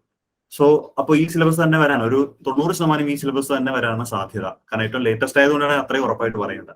അപ്പൊ അങ്ങനെ വരികയാണെങ്കിൽ തന്നെ നമുക്ക് ഈ GK അല്ലെങ്കിൽ കറണ്ട് അഫയേഴ്സ് ഇങ്ങനെയുള്ള കാര്യങ്ങൾ ഇതിന്റെ അകത്ത് ഒഴിവായി കിട്ടും. അതൊരു വലിയ അഡ്വാൻറ്റേജ് ആട്ടോ ശരിക്കും. അപ്പൊ നമുക്ക് ശരിക്കും സബ്ജക്ട് ഓറിയന്റഡ് ആയിട്ട് പഠിക്കാം. അപ്പോൾ നമ്മളിപ്പോൾ വർഷങ്ങളായിട്ട് സാധാരണ PSC പഠിച്ചുകൊണ്ടിരിക്കുന്ന ആളാണെങ്കിൽ ഈ പറയുന്ന ജനറൽ ഇംഗ്ലീഷും information technology and cyber laws വളരെ ഈസി ആയിട്ട് നമുക്ക് ക്ലിയർ ചെയ്ത് പോകാനായിട്ട് പറ്റും. പക്ഷേ ബാക്കിയുള്ള കാര്യങ്ങൾ പഠിക്കും എന്നുള്ളതാണ് ഇതിന്റെ ഒരു വലിയ ഭാഗം. ഫിസിക്സും കെമിസ്ട്രിയും ബയോളജിയും മാത്തമാറ്റിക്സും സയൻസും. അപ്പൊ +2 ലെവലിലെ കണ്ടന്റ് ആണ്. അപ്പൊ ചില ആൾ ചോദിക്കും, സാറേ +2 ഞങ്ങൾ വളരെ കഷ്ടപ്പെട്ട് കുറെ വർഷം മുമ്പ് പഠിച്ച ആളുകളാണ്, കുറെ വർഷം മുമ്പ് നമ്മൾ പഠിച്ചത്, 5 വർഷം മുമ്പ് +2 കഴിഞ്ഞ ആളാണ്, അല്ലെങ്കിൽ ഒരു 8 വർഷം മുമ്പ് അല്ലെങ്കിൽ 10 വർഷം മുമ്പ് +2 കഴിഞ്ഞ ആളാണ്. അപ്പൊ ഇതൊക്കെ ഇനി പഠിച്ചെടുക്കാനുള്ള വലിയ ടാസ്ക് ആയിട്ട് തോന്നും, അല്ലെങ്കിൽ പാടല്ലേ എന്ന് ചോദിക്കാറുണ്ട് പല കോഴ്സുകൾ നമ്മൾ തുടങ്ങുമ്പോൾ. പക്ഷെ iPlus ചെയ്യുന്നത് എന്താണെന്ന് വെച്ച് കഴിഞ്ഞാൽ വളരെ കറക്റ്റ് ആയിട്ട്, അതായത് നമുക്കൊരു PSC പരീക്ഷയ്ക്ക് വേണ്ടി നമ്മൾ എന്താണോ പഠിക്കുന്നത്. ഇപ്പൊ ഞാൻ ഫിസിക്സിന്റെ ഫാക്കൽറ്റിയാണ്. അപ്പൊ നമ്മളൊക്കെ വർഷങ്ങളായിട്ട് ഈ ഫീൽഡിൽ നിന്ന് പഠിപ്പിക്കുന്ന ആളുകളാണ്. അപ്പൊ നമുക്കിപ്പോ ഒരു ചാപ്റ്റർ, ഇപ്പൊ തെർമോഡൈനാമിക്സ് എന്ന് പറഞ്ഞ ചാപ്റ്റർ എടുത്തു കഴിഞ്ഞാൽ നമുക്കറിയാം തെർമോഡൈനാമിക്സ് ഇത്ര ചോദ്യം ചോദിക്കുള്ളൂ, അത് ഇന്ന ചോദ്യങ്ങളൊക്കെ ചോദിക്കുള്ളൂ. കാരണം നമ്മൾ പഠിപ്പിച്ച് നമുക്കറിയാം ഏതൊക്കെ ഫീൽഡിൽ എന്തൊക്കെ ചോദിക്കാൻ സാധ്യതയുണ്ടെന്ന്. അപ്പൊ കെമിസ്ട്രി ആണെങ്കിലും ബയോളജി ആണെങ്കിലും മാത്സ് ആണെങ്കിലും അങ്ങനെയുള്ള ഫാക്കൽറ്റീസ് ആണ് നമുക്ക് ഉള്ളത്. അപ്പൊ അതുകൊണ്ട് വളരെ കൃത്യമായിട്ടൊരു പോയിന്റ് നിങ്ങൾക്ക് കാണിച്ചത്, ഈ പോയിന്റ് നിങ്ങൾ കൃത്യമായിട്ട് പഠിക്കുക എന്നുള്ളതാണ് ഞാൻ പറയാറ്. അപ്പൊ അങ്ങനെ വളരെ കുറഞ്ഞ സമയത്തിൽ വളരെ എഫക്റ്റീവ് ആയിട്ട് സ്മാർട്ട് വർക്കാണ് നമ്മൾ ചെയ്യേണ്ടത്. അല്ലാതെ +2ന്റെ NCERT പുസ്തകം 2 എടുത്ത് വെച്ച്, ഫിസിക്സ് ആണ് 2 എടുത്ത് വെച്ച് 10-28 ചാപ്റ്റേഴ്സ് എല്ലാം കൂടി വായിച്ച് പഠിക്കുകയാണെങ്കിൽ 2 വർഷം അല്ലെങ്കിൽ 1 വർഷം നിങ്ങൾക്ക് എഴുതേണ്ടി വരും ഒരു സബ്ജക്ട് പഠിക്കാൻ. അപ്പൊ അതുകൊണ്ട് വളരെ കൃത്യമായിട്ട് എന്താണ് പഠിക്കേണ്ട രീതിയിലാണ് നമ്മൾ ക്ലാസ്സുകൾ മുന്നോട്ട് കൊണ്ടുപോകുന്നത്. അപ്പോൾ നോട്ടുകളും കാര്യങ്ങളും എല്ലാം കൃത്യമായിട്ട് തന്നെ നിങ്ങൾക്ക് തരും. അപ്പൊ ഈ കുറഞ്ഞ സമയം കൊണ്ട് വളരെ എഫക്റ്റീവ് ആയിട്ട് പഠിച്ച് എങ്ങനെ ലിസ്റ്റിൽ വരാം എന്നാണ് നമ്മൾ നോക്കേണ്ടത്. ഓക്കെ, അതുകൊണ്ട് ജനറൽ PSC പഠിച്ച് വളരെ കഷ്ടപ്പെട്ട് നിൽക്കുന്ന ആളാണ്, അല്ലെങ്കിൽ അത് കിട്ടുന്നില്ല എന്നൊരു സങ്കടം ഉണ്ടെങ്കിൽ ഒരു 3-4 മാസം ഇതിന് വേണ്ടിയിട്ട് നിങ്ങളൊന്ന് മാറ്റി, ഇതിന് വേണ്ടിയിട്ടൊന്ന് ട്രൈ ചെയ്യും, മാക്സിമം ട്രൈ ചെയ്യും. കിട്ടുകയാണെങ്കിൽ ഒരു UDയുടെ സ്കെയിലിൽ സാലറി നോക്കാൻ ജോലി വെച്ചാൽ വലിയ കാര്യമല്ലേ. ഓക്കെ, അപ്പൊ ഇതാണ് നമ്മുടെ സിലബസുമായിട്ട് ബന്ധപ്പെട്ട കാര്യങ്ങൾ. 100 ചോദ്യങ്ങളാണ്, 1 മണിക്കൂർ 15 മിനിറ്റ് ആണ്, ഇംഗ്ലീഷിലാണ് ചോദ്യങ്ങൾ, മൾട്ടിപ്പിൾ ചോയ്സ്. ഓക്കെ, ഒഴിവുകളെ കുറിച്ചാണ് ഞാൻ ഏറ്റവും മുകളിലായിട്ട് കാണിച്ചിരിക്കുന്ന കാര്യങ്ങൾ നോക്കുക. പോസ്റ്റർ, ഡയറി ഫാം ഇൻസ്ട്രക്ടർ, നമ്മളെ PSCയുടെ സൈറ്റിൽ തന്നെ അഡ്വൈസ് നോക്കുമ്പോഴാണ് അത് കാണുന്നത്. അപ്പോ ലിസ്റ്റ് വന്നത് 2019 10-ാം മാസം 23-ാം തീയതിയാണ് ലിസ്റ്റ് നിലവിൽ വന്നത്. ഓക്കെ, അപ്പോ 2019, അപ്പൊ 20, 21, 22, അപ്പൊ 22 ഇപ്പൊ ഈ ലിസ്റ്റിന്റെ കാലാവധി ഏകദേശം കഴിഞ്ഞിട്ടുണ്ട്. അപ്പൊ ഇനി വേക്കൻസീസുകളാണ് നിൽക്കുന്നത്. അപ്പൊ നിലവിൽ ലിസ്റ്റ് ഒന്നും ഇല്ല എന്നുള്ളതാണ് എന്റെ അർത്ഥം. ഓക്കെ, അപ്പൊ ടോട്ടൽ അഡ്വൈസുകൾ 246. ഇത് അഡ്വൈസുകളാണ് 240. അപ്പൊ എങ്ങനെയാണേലും ഒരു 200 പേരിലധികം ഉറപ്പായിട്ടും ഈ ജോലിക്ക് ജോയിൻ ചെയ്തിട്ടുണ്ടാവും. കാരണം UDയുടെ സ്കെയിലിൽ സാലറി കിട്ടുകയാണെങ്കിൽ ഒരിക്കലും ജോലി ഉപേക്ഷിച്ചിട്ട് ആളുകൾ പോവില്ല, അതിൽ തന്നെ നിൽക്കും. ഓക്കെ, പിന്നെ ഭയങ്കരമായ ജോലി ഭാരം ഇതിനകത്ത് വരില്ല. കാരണം ഇപ്പോ മാഡം പറഞ്ഞ പോലെ നമ്മൾ ഏതെങ്കിലും 1-2 ഈ ക്ഷീര സംഘങ്ങളുടെ ബേസിലായിരിക്കും നമ്മൾ വർക്ക് ചെയ്യുന്നത്. അവിടെ നമ്മളാണ് അതോറിറ്റി ആയിട്ട് നിൽക്കുന്നത്, എല്ലാ കാര്യങ്ങളും ഹാൻഡിൽ ചെയ്യുന്നത് നമ്മളായിരിക്കും. പിടികിട്ടിയോ? അപ്പൊ അതുകൊണ്ട് മുകളിൽ നിന്നുള്ള ഭയങ്കര പ്രഷർ ഒന്നും ഈ ജോലിക്കകത്ത് ഉണ്ടാവാനുള്ള സാധ്യത കുറച്ച് കുറവാണ്, കുറെ കൂടി സേഫ് ആണ് നമ്മൾ. ഓക്കെ, സോ 246 അഡ്വൈസുകൾ നടന്നു എന്നുള്ളത് വളരെ വലിയ കാര്യമാണ്. കാരണം ഇങ്ങനെയുള്ള സബ്ജക്ട് ഓറിയന്റഡ് ആയിട്ടുള്ള, അതായത് ജനറൽ PSC പോലെ പഠിക്കാതെ സബ്ജക്റ്റിലൂടെ പഠിച്ച് കിട്ടേണ്ട ഒരു ജോലിക്ക് 246 അഡ്വൈസ് ഒക്കെ പോവാന്ന് വെച്ചാൽ അത് ഭയങ്കര വലിയ കാര്യമാണ് കേട്ടോ. അപ്പൊ ഇത്രയാണ് കഴിഞ്ഞ ലിസ്റ്റിൽ നിന്ന് ഒഴിവുകൾ വന്നിരിക്കുന്നത്. അപ്പോ ഇപ്പൊ ഓപ്പൺ കാറ്റഗറിയിൽ പോലും 202 ആളുകൾക്ക് വരെ അഡ്വൈസ് പോയി. ഓപ്പൺ കാറ്റഗറിയാണ്, നിങ്ങൾ ഓർക്കണം. ഇഴവയാണെങ്കിൽ 211. അപ്പൊ ആ ലിസ്റ്റ് താഴെ ഓരോ കാറ്റഗറി നിങ്ങൾക്കറിയാം, നിങ്ങൾ ഏത് കാറ്റഗറി ആണെന്ന് ആദ്യം നോക്കുക. ആ കാറ്റഗറിക്ക് അനുസരിച്ചിട്ട് താഴെ ഓരോ ഇഴവയാണെങ്കിൽ 211, SC ആണെങ്കിൽ സപ്ലിമെന്ററി 26ാമത്തെ ആൾ വരെ കയറി, ST ആണെങ്കിൽ സപ്ലിമെന്ററി 4ാമത്തെ ആളുകൾ വരെ കയറി, LC ലാറ്റിൻ കാറ്റഗറിക്ക് ആണെങ്കിൽ സപ്ലിമെന്ററി ലിസ്റ്റിൽ നിന്ന് 6ാമത്തെ ആൾക്ക് വരെ അഡ്വൈസ് കിട്ടി. അപ്പൊ നിങ്ങൾ നോക്കേണ്ടത് ഓപ്പൺ കാറ്റഗറിയിൽ OCയിൽ 202 പേർക്ക് അഡ്വൈസ് പോയിട്ടുണ്ട്. ഓക്കെ, അടുത്തത്. ഓക്കെ, പിന്നെ ഞാൻ ആ ലിസ്റ്റ് കൂടി ഒന്ന് നോക്കിയായിരുന്നു കേട്ടോ, എത്ര ആളുകൾ ആ ലിസ്റ്റിന്റെ അകത്ത് ഉണ്ടായിരുന്നു എന്നുള്ളതാണ്.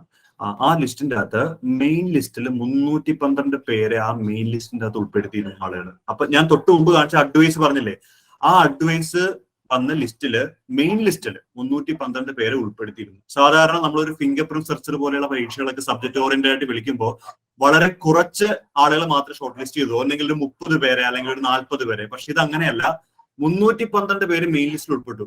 അപ്പൊ അതിൽ നിന്നാണ് ഈ പറയുന്ന 246 പേർക്ക് അഡ്വൈസുകൾ പോയിരിക്കുന്നത്. അപ്പൊ അതും ഒരു വളരെ വലിയ കാര്യം തന്നെയല്ലേ.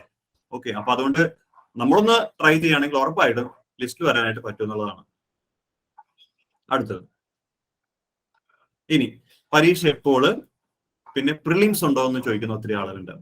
പരീക്ഷ എപ്പോഴാണെന്ന് ചോദിച്ചു കഴിഞ്ഞാൽ നമുക്ക് എന്തായാലും ഒരു ജൂൺ ജൂലൈ മാസത്തിലാണ് നമുക്ക് പരീക്ഷ ഏകദേശം വരുന്നത്, ജൂൺ ജൂലൈ മാസത്തില്. ഇനി പ്രിലിംസ് ഇല്ല, കാരണം സബ്ജക്ട് ഓറിയന്റഡ് ആയിട്ടുള്ള പരീക്ഷകൾക്ക് പ്രിലിംസ് വരാറില്ല. ഇപ്പൊ സയന്റിഫിക് ഓഫീസർ പരീക്ഷ, അല്ലെങ്കിൽ HSST, HSA പോലെയുള്ള പരീക്ഷകള്, അല്ലെങ്കിൽ ഫിംഗർ പ്രിന്റ് സെർച്ചർ പോലെയുള്ള പരീക്ഷകള്, സെയിൽ ടാക്സ് ഓഫീസർ, ഇങ്ങനെയുള്ള പരീക്ഷകൾക്കൊന്നും എന്തില്ല, ഈ പറയുന്ന പ്രിലിംസ് ഇല്ല. സിലബസ് ഓറിയന്റഡ്, അതായത് സബ്ജക്ട് ഓറിയന്റഡ് ആയിട്ടുള്ള സ്പെസിഫിക് ആയിട്ട് ഇന്നത് പഠിച്ചിട്ടുള്ള ആളുകളാണ് എന്ന് പറഞ്ഞു വരുന്ന പരീക്ഷകൾക്കൊന്നും പ്രിലിംസ് സാധാരണ കാണാറില്ല. അപ്പൊ ഈ പരീക്ഷയ്ക്കും പ്രിലിംസ് ഇല്ല. ഇനി ജൂൺ ജൂലൈ മാസത്തിലാണ് നമ്മൾ ഏകദേശം പരീക്ഷ പ്രതീക്ഷിക്കുന്നത്. അപ്പോൾ ജൂൺ ജൂലൈ ചിലപ്പോൾ 1-2 മാസം അങ്ങോട്ട് കൂടി എക്സ്റ്റെൻഡ് ആവാം. പക്ഷെ നമ്മളൊരു ജൂൺ കണക്കൂട്ടിയിട്ട് വേണം നമ്മൾ പഠിച്ചു പോകാനായിട്ട്. അപ്പൊ അതിനുള്ളിൽ പഠിച്ചു കഴിയുകയാണെങ്കിൽ നമുക്ക് പരീക്ഷ എക്സ്റ്റെൻഡ് ആയാലും അഡ്വാൻറ്റേജ് ആണ്. പക്ഷെ ഞാൻ ഈ ഡേറ്റ് പറയാൻ കാരണം എന്ന് വെച്ചാൽ നിലവിൽ ലിസ്റ്റ് ഇല്ല, ലിസ്റ്റ് റദ്ദായി. അപ്പോൾ ഇനി വേക്കൻസി വന്നു കഴിഞ്ഞാൽ ഡയറി ഫാം ഇൻസ്ട്രക്ടർ എടുക്കണമെങ്കിൽ ലിസ്റ്റ് വേണ്ടേ? ലിസ്റ്റ് ഇല്ല. അപ്പോൾ എത്രയും പെട്ടെന്ന് ഒരു ലിസ്റ്റ് ഇടാനും നോക്കുള്ളൂ. അതുകൊണ്ട് ഈ പ്രോസസ്സും ഭയങ്കര ഫാസ്റ്റ് ആയിട്ട് നടന്നു പോകും. പരീക്ഷ കഴിഞ്ഞാൽ പെട്ടെന്ന് തന്നെ ഇതിന്റെ ഇന്റർവ്യൂ നടക്കും, അങ്ങനെയുള്ള കാര്യങ്ങൾ വളരെ ഫാസ്റ്റ് ആയിട്ട് നടന്നു പോകും. ഓക്കെ, അപ്പൊ ഇത്രയും കാര്യങ്ങളാണ് നമ്മൾ ഇതുമായിട്ട് ബന്ധപ്പെട്ട്, ഈ പോസ്റ്റും അങ്ങനെയുള്ള കാര്യങ്ങളുമായിട്ട് ബന്ധപ്പെട്ട് പറയാനുള്ളത്. അപ്പോൾ നമ്മുടെ കോഴ്സ് ഉണ്ട്. അപ്പോ ഞാൻ നേരത്തെ പറഞ്ഞ പോലെ എന്തുകൊണ്ട് നിങ്ങൾ കോഴ്സുകൾ പഠിക്കണമെന്ന് ചോദിച്ചു കഴിഞ്ഞാൽ ഞാൻ പറയുന്ന കാര്യം ഇങ്ങനെയാണ്. നമ്മളൊരു ഈ പറയുന്ന ഫിസിക്സ്, കെമിസ്ട്രി, മാത്സ്, ഇംഗ്ലീഷ്, ഈ പുസ്തകങ്ങളെല്ലാം കളക്ട് ചെയ്ത്, നമ്മളെല്ലാവരും പ്ലസ് ടു പഠിച്ചിട്ടുള്ള ആളുകളാണ്. നമ്മുടെ വീട്ടിലെല്ലാവരും പുസ്തകം കാണും. ചില ആളുകൾ പുസ്തകം തൂക്കി ഇട്ടുണ്ടാവും. തൂക്കി ഇട്ടിട്ടുള്ള ആൾ പുതിയൊരു പുസ്തകം വാങ്ങിച്ചിട്ട് പഠിക്കേണ്ടി വരും.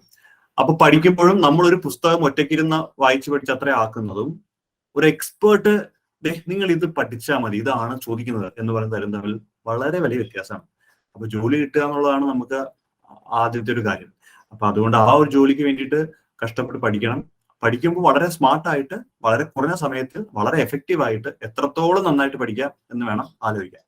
അപ്പൊ അങ്ങനെ ആകുമ്പോൾ ഒരു കോഴ്സ് എടുക്കുന്നത് ബെറ്റർ ആണ്. തന്നെ പഠിക്കുന്ന ആളുകൾ ഉണ്ട് കേട്ടോ, ഇല്ല എന്നല്ല പറയുന്നത്. പക്ഷെ നമ്മൾ കോമ്പീറ്റ് ചെയ്യുന്നത് ഇതുപോലെ പല ഇൻസ്റ്റിറ്റ്യൂട്ടുകളും ഉണ്ട്, എല്ലാവരുമായിട്ട് നമ്മൾ കോമ്പീറ്റ് ചെയ്യുന്നുണ്ട്. അപ്പൊ ഏറ്റവും ബെസ്റ്റ് നിങ്ങൾക്ക് തരിക എന്നുള്ളതാണ് നമ്മൾ iPlusഉം ആലോചിക്കുന്നത്.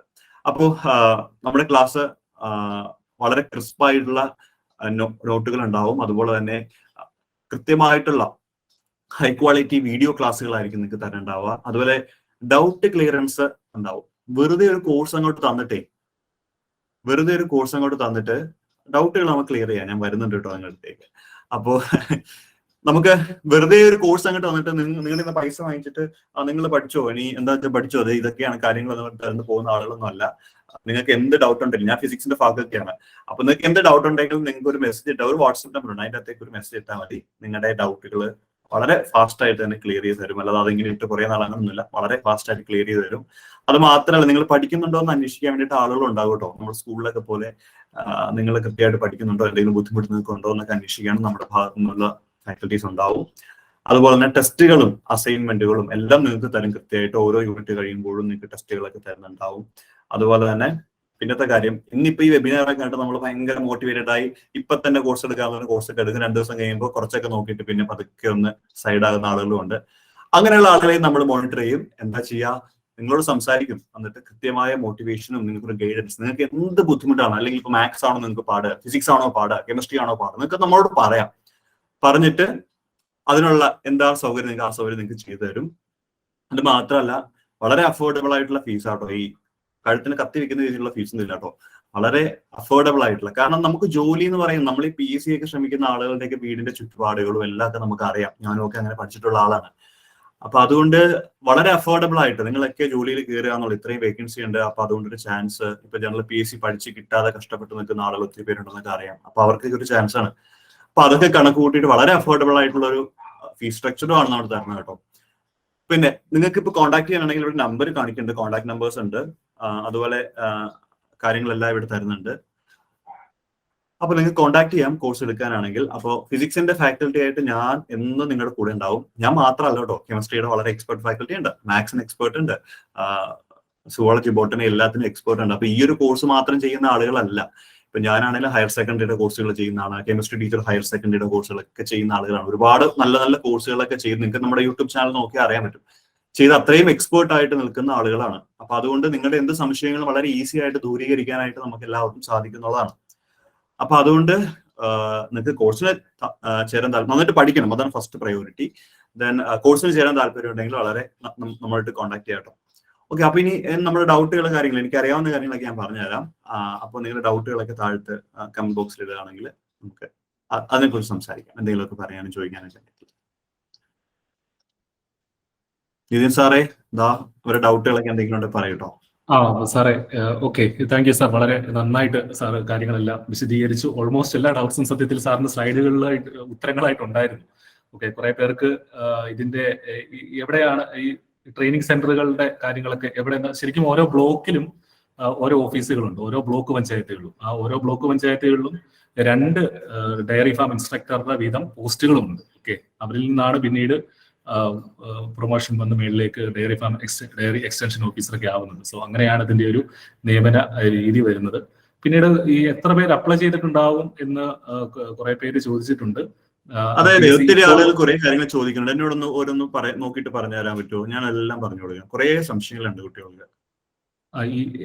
സാറേ, എത്ര ആപ്ലിക്കൻസ് ഉണ്ടാകും എന്നാണ് കുറെ പേര്. അതൊന്നാമത്തെ കാര്യം ഞാൻ പറയാം. നമുക്ക് കൃത്യമായിട്ട് പറയാൻ പറ്റില്ല. കാരണം എന്താ വെച്ച് കഴിഞ്ഞാൽ ഓരോ വർഷം കഴിയുന്തോറും പുതിയ പുതിയ ആളുകൾ +2 കഴിഞ്ഞിട്ട് വരുന്നുണ്ട്. അത് മാത്രമല്ല, ഏജ് ഓവറായി പോകുന്ന ആളുകൾ ഇതിൻ്റെ അകത്തുണ്ട് അല്ലെ. അപ്പൊ അതുകൊണ്ട് അത് കൃത്യമായിട്ട് പറയില്ല. നമുക്ക് കൺഫർമേഷൻ വരുന്ന സമയത്ത് ആ ഒരു ലിസ്റ്റ് PSC ഇങ്ങനെ വരും. അപ്പൊ റൈറ്റ് സൈഡിൽ എഴുതിയിട്ടുണ്ടാവും ഇത്ര ആപ്ലിക്കന്റ് ഉണ്ടാവും എന്നുള്ളത്. അങ്ങനെയാണ്. പിന്നെ നിങ്ങൾ ആപ്ലിക്കൻസിനെ കണ്ടൊന്നും പേടിക്കണ്ട കേട്ടോ. ഇനി വലിയൊരു നമ്പർ വന്നാൽ പോലും. കാരണം ജനറൽ PSC എഴുതുന്ന ആളെ എല്ലാവരും അപ്ലൈ ചെയ്യും. പക്ഷെ പഠിക്കില്ല അവര് ജനറൽ PSC തന്നെ പഠിച്ചിട്ടിരിക്കും. അപ്പൊ അതുകൊണ്ട് പഠിക്കുന്ന ആളുകൾ ഇപ്പോ ഒരു 10,000 പേര് അപ്ലൈ ചെയ്താൽ അതിൽ പഠിക്കുന്ന ആളുകൾ സത്യം പറഞ്ഞാൽ ഒരു 2,000 പേര് താഴെ ഉണ്ടാവുള്ളൂ. കാരണം സബ്ജക്ട് ഓറിയന്റഡ് ആണ്. അതാണ് ഇതിനകത്ത് പ്രശ്നം. കിട്ടിയോ? മറ്റവർക്ക് ഇതിനകത്ത് സ്കോർ ചെയ്യാൻ പറ്റില്ല. ജനറൽ PSC പഠിക്കുന്ന ആൾ എപ്പോഴും ആ PSC ഇങ്ങനെ സ്റ്റിക്ക് ഓൺ ചെയ്യും. അത് പഠിക്കേണ്ടെന്നല്ല പറയുന്നത്. അത് നന്നായിട്ട് പഠിക്കുന്ന ആൾ നന്നായിട്ട് പഠിക്കും. പക്ഷെ ഇതിലേക്ക് വരുമ്പോൾ അവർക്ക് ബുദ്ധിമുട്ടുണ്ടാവും. പിന്നെ കുറച്ച് കാര്യങ്ങൾ ചോദിച്ചിരുന്നു. ഓൺലൈൻ കോച്ചിങ് ആണോ എന്നാണ്. അതെ, നമ്മുടെ ഓൺലൈൻ കോച്ചിങ് ആണ് വരുന്നത്. ഫീസിന്റെ കാര്യം ചോദിച്ചിട്ടുണ്ട്. ഇപ്പോൾ നമ്മൾ ഡിസ്കൗണ്ട് പ്രകാരം 5,500 ആണ്, ഇൻക്ലൂഡിങ് GST ഉൾപ്പെടെ അത്ര ഫീസേ വരുന്നുള്ളൂ. പിന്നീട് സാർ ഒരു സംശയമുള്ളത്, രശ്മി സുനിമോൻ പറഞ്ഞിരിക്കുന്നത്, കമ്പനി ബോർഡ് LGS എക്സാം കഴിഞ്ഞു, ഇതിനു വേണ്ടി പഠിച്ചാൽ കിട്ടുമോ? ഹാർഡ് വർക്ക് ചെയ്യാം, കയ്യിൽ കിട്ടി അത് മിസ്സാക്കാൻ തോന്നുന്നില്ല, അതുകൊണ്ടാണ്. എന്താണ് അവരോട് പറയാനുള്ള ഒരു? ഞാൻ എന്റെ ആദ്യം തന്നെ പറഞ്ഞിരുന്നു, നമ്മളൊരു കാര്യത്തിന് വേണ്ടി ഇറങ്ങി തിരിച്ചാൽ 100% അതിന്റെ എഫേർട്ട് ഇടാൻ നിങ്ങൾക്ക് വിശ്വാസം ഉണ്ടെങ്കിൽ ഉറപ്പായിട്ട് നിങ്ങൾക്ക് ഇന്നത്തേക്ക് വരാം. ഞാൻ അതാ പറയുന്നത്. കാരണം ഇത് ശരിക്കും പറഞ്ഞാൽ നമ്മൾ ജനറൽ PSC ഇപ്പൊ കമ്പനി ബോർഡ് ആണെങ്കിലും സെക്രട്ടേറിയറ്റ് അസിസ്റ്റന്റ് ആണെങ്കിലും ഇങ്ങനെയുള്ള പോസ്റ്റുകളൊക്കെ നമ്മൾ ഒരു സുപ്രഭാതത്തിൽ ചാടി വന്നിരുന്ന് എഴുതാൻ പോയി കഴിഞ്ഞാൽ ഒരിക്കലും നമുക്ക് കിട്ടില്ല. നമ്മൾ എന്താ ചെയ്യുന്നത്? കുറെ നാളായിട്ട് പഠിച്ച് ഒരു 2 റൗണ്ട് പഠിച്ച് പിന്നെ നമ്മൾ എല്ലാ ലിസ്റ്റിലും കയറാൻ തുടങ്ങും. അപ്പോൾ 2-3 വർഷം പഠിച്ചാലേ അതിലേക്ക് നമ്മൾ പതുക്കെ എത്തുള്ളൂ. അല്ലാതെ ഒരു 5 മാസം 6 മാസം പഠിച്ചാൽ നമുക്ക് കിട്ടില്ല. ഞാൻ ഈ പറയുന്ന ജനറൽ PSC പോലെയുള്ള, അതായത് സെക്രട്ടറി അസിസ്റ്റന്റ്, യൂണിവേഴ്സിറ്റി അസിസ്റ്റന്റ്, ഇങ്ങനെയുള്ള പോസ്റ്റ് ഇതിനെല്ലാം ഒരേ പാറ്റേൺ ആണ്. പക്ഷെ ഇത് അങ്ങനെയല്ല. ഇത് സബ്ജക്ട് ഓറിയന്റഡ് ആണ്. ഈ സബ്ജക്ട് പഠിക്കുന്ന എല്ലാ ആളുകളും ഇതിനു വേണ്ടി മാത്രം പഠിക്കുന്ന ആളുകളാണ്. അതായത് 5 മാസം എല്ലാ ആളുകളും ഇതിനു വേണ്ടി മാത്രം പഠിക്കും. പിടിയിട്ട് അല്ലാതെ ഒരു വർഷം മുന്നേ ആളുകൾ പഠിച്ചു തുടങ്ങുന്നില്ല. ഇപ്പൊ ഈ നോട്ടിഫിക്കേഷൻ വന്നാൽ ഇപ്പൊ തൊട്ട് ആളുകൾ പഠിച്ചു തുടങ്ങും. അപ്പൊ അതുകൊണ്ട് നിങ്ങൾക്ക് എല്ലാവർക്കും കിട്ടുന്ന സമയം ഒന്നാണ്. പിടികിട്ടുന്നുണ്ടോ? അപ്പൊ ഈ സമയത്തിൽ നിങ്ങൾ എല്ലാവരും ഒരേപോലെയാണ് കാര്യങ്ങൾ മുന്നോട്ട് കൊണ്ടുപോകുന്നത്, പഠിക്കുന്നതൊക്കെ. അപ്പൊ അതിൽ നിങ്ങൾക്ക് മുന്നേറാൻ പറ്റിയാണ് ഉറപ്പായിട്ട് ഇത് കിട്ടും. അപ്പൊ അതുകൊണ്ട് ഒരു 5 മാസം അല്ലെങ്കിൽ ഒരു 4 മാസം വളരെ കൃത്യമായിട്ട് പഠിക്കാമെന്നുണ്ടെങ്കിൽ ഉറപ്പായിട്ടും നിങ്ങൾക്ക് ജോയിൻ ചെയ്യാം കേട്ടോ.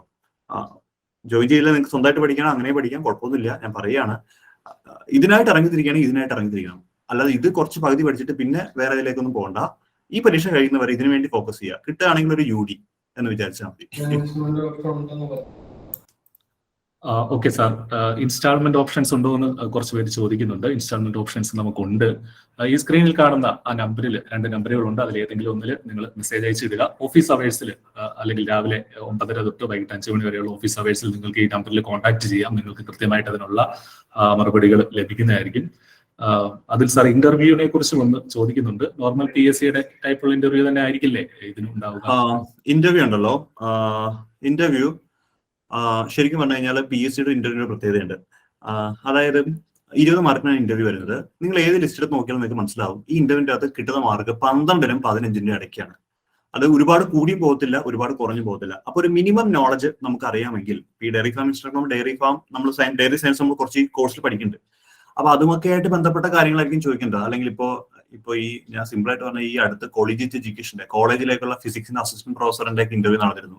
അപ്പൊ അതിന്റെ അകത്ത് സബ്ജക്ട് ഓറിയന്റഡ് ആയിട്ട് സബ്ജക്ട് ചോദിക്കും. പക്ഷെ അത് മാത്രമല്ല അവർ ചോദിക്കുന്നത് കേരളത്തിൽ എത്ര ഗവൺമെന്റ് കോളേജുകളുണ്ട്, എത്ര ഡെപ്യൂട്ടി ഡയറക്ടർ ഉണ്ട് കേരളത്തിൽ കോളേജ് എഡ്യൂക്കേഷൻ, അങ്ങനെ കാര്യങ്ങൾ ചോദിക്കാം. അപ്പോൾ ഈ സൊസൈറ്റിയുടെ കാര്യങ്ങൾ ചോദിക്കാം, അല്ലെങ്കിൽ എവിടെയാണ് ഇതിന്റെ ട്രെയിനിങ് ഇൻസ്റ്റിറ്റ്യൂട്ട് ഒക്കെ, അങ്ങനെയൊക്കെ ചോദിക്കാവുള്ളൂ ജനറൽ ആയിട്ടുള്ള കാര്യങ്ങൾ. പക്ഷെ കിട്ടുമ്പോഴും ഒരു മിനിമം മാർക്ക് എൻ്റെ അടുത്ത് കിട്ടും എന്നുള്ളതാണ് കേട്ടോ. അതിൽ സാർ ഒരു ഡൗട്ടും കൂടെ ആര്യ ചോദിച്ചിട്ടുണ്ട്. ഇപ്പോൾ സയൻസ് ഹയർ സെക്കൻഡറി ഒരു ടച്ച് ഇല്ല, ആ ടച്ച് പോയി എന്നൊക്കെ പറയുന്നുണ്ട്. അപ്പൊ അത് പഠിച്ചെടുക്കാവുന്ന ആ രീതിയിലല്ലേ നമ്മൾ ക്ലാസ്സുകൾ പ്രൊവൈഡ് ചെയ്യുക? അതല്ലേ ഞാൻ ഇത്രയും നേരമായിട്ട് പറയുന്നത്. ഞങ്ങളൊക്കെ പിന്നെ ഇവിടെ ഉള്ളത് എന്തിനാ? നിങ്ങളെ പഠിപ്പിക്കാൻ വേണ്ടിയിട്ടല്ലേ. ഞാൻ എപ്പോഴും പറയാറുണ്ട്, എനിക്ക് എപ്പോഴും ഇങ്ങനെ വളരെ സ്മാർട്ട് ആയിട്ടുള്ള ആളുകളെക്കാൾ പഠിപ്പിക്കാൻ ഇഷ്ടം ജസ്റ്റ് ഒന്ന് ലോ ലെവലിൽ നിൽക്കുന്ന ആളുകളെയാണ്. കാരണം അവർക്കൊക്കെ ഇത് കിട്ടുകയാണെങ്കിൽ അവർക്ക് എന്നും നമ്മളെ ഓർക്കുമല്ലോ. അപ്പൊ അതുകൊണ്ട് ഞാൻ പറയുന്നത്, നിങ്ങൾ അങ്ങനെ ഒന്നും വിചാരിക്കല്ലേ. നിങ്ങൾ ഇപ്പൊ ഏത് സ്റ്റേറ്റ് ആണെന്ന് ചിന്തിക്കേ വേണ്ട. കോഴ്സ് എടുത്താൽ പിന്നെ പഠിക്കണം, അത്രേ പറയുള്ളൂ. അല്ലാതെ വെറുതെ കാശ് വന്നിട്ട് പോകാനാണ് വരുന്നത് കേട്ടോ. മെഡിക്കൽ ടെസ്റ്റ് ഉണ്ടാവുമെന്ന് ചോദിക്കുന്നുണ്ട് കുട്ടികൾ. മെഡിക്കൽ ടെസ്റ്റ് ഇങ്ങനെയുള്ള പോസ്റ്റുകൾക്ക് മെഡിക്കൽ ടെസ്റ്റ് ഒന്നും ഉണ്ടാവില്ല. അത് ഈ യൂണിഫോം പോസ്റ്റുകൾക്കല്ലേ മെഡിക്കൽ ടെസ്റ്റ് ഉണ്ടാവുന്നത്.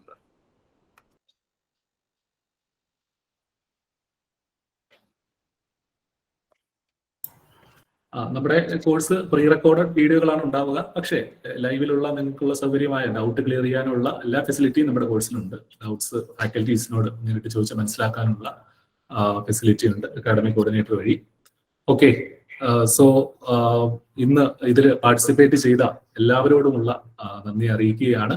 നിങ്ങളുടെ ഈ കോഴ്സിന്റെ ഓഫർ, നമ്മുടെ കൂപ്പൺ കോഡ് മറക്കാതിരിക്കുക. 2 ദിവസം മാത്രമേ അതിന് വാലിഡിറ്റി ഉണ്ടാവുള്ളൂ. GK ആൻഡ് കറണ്ട് അഫയേഴ്സ് സിലബസിൽ ഉണ്ടാകാൻ സാധ്യതയില്ല എന്നാണ് സാറ് പറഞ്ഞു തന്നത്. ഓക്കെ, ഇന്ന് നിതിൻ സാറേ, ഇനിയിപ്പോ ഉണ്ടെങ്കിലും നമുക്ക് പ്രശ്നം വരികയാണെങ്കിൽ പോലും പ്രശ്നമില്ല കേട്ടോ. നമ്മളത് അപ്ഡേറ്റ് ചെയ്യും നമ്മുടെ കോഴ്സിൽ. ഇത് മാത്രമേ ഉള്ളൂ എന്നൊന്നും ഇല്ല. തീർച്ചയായിട്ടും ഫൈനൽ സിലബസ് വരുമ്പോൾ എന്താണെങ്കിലും നമ്മൾ 100% സിലബസ് നമ്മുടെ കോഴ്സിൽ പൂർത്തീകരിക്കും. അങ്ങനെയാണ് നമ്മൾ എല്ലാ കോഴ്സിലും ചെയ്യുന്നത്. ഈ കോഴ്സിലും തീർച്ചയായിട്ടും അങ്ങനെ തന്നെ ചെയ്യും. ഓക്കെ, അപ്പോൾ ഇന്ന് ക്ലാസ്സിൽ ഈ വെബിനാറിൽ പങ്കെടുത്ത എല്ലാവരോടുള്ള നന്ദി ഒരിക്കൽ കൂടി അറിയിക്കുകയാണ്. അതുൽ സാറിനോടും അഞ്ജു മാഡത്തോടുമുള്ള നന്ദി അറിയിക്കുന്നു. എല്ലാ ഉദ്യോഗാർത്ഥികൾക്കും നന്നായി പഠിച്ച് നല്ലൊരു റാങ്ക് ലിസ്റ്റിൽ എത്താനായിട്ട്, നല്ലൊരു റാങ്ക് നേടാനായിട്ട് സാധിക്കട്ടെ എന്ന് ആശംസിക്കുന്നു.